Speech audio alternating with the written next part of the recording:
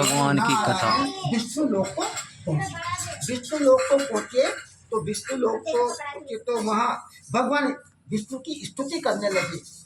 वाणी से आगम अंगोचर, आपका निर्गुण स्वरूप, आपकी लीला अपरंपार, आपको कोई नहीं जान सकता, कोई पहचान नहीं सकता, आपकी लीला अपरंपार है। ऐसी भक्ति युक्त स्तुति सुनकर भगवान विष्णु ने सोचा कि जरूर नारद जी कोई ना कोई उद्देश्य लेकर आए हैं। तो भगवान विष्णु बोले, हे नारद बताइए क्या उद्देश्य है आपका। नारद जी बोले, हे प्रभु, मृत्यु लोक में प्राणी अपने अपने असत कर्मों के प्रभाव से नाना प्रकार के कष्टों को पा रहे हैं और परेशानी पा रहे हैं।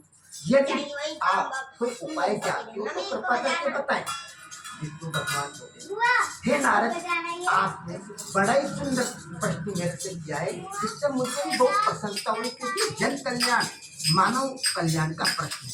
तो विष्णु भगवान बोले कि हे नारद, सत्यनारायण भगवान का ऐसा व्रत है जिसको विधि विधान पूरा करने से लोग मनुष्य लोग सदगति को प्राप्त होता है। सुख शांति संतान समृद्धि की प्राप्ति, जीते जीते तो सुख पाता ही है, मरने के बाद भी सदगति को प्राप्त होता है। बोलो सत्यनारायण भगवान की जय।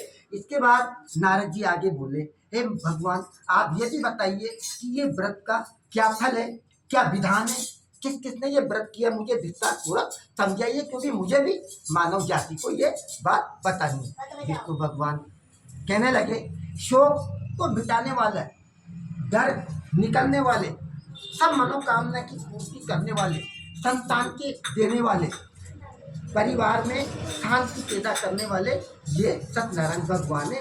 इन्हीं की कृपा से पूरे संसार को सुख मिलेगा।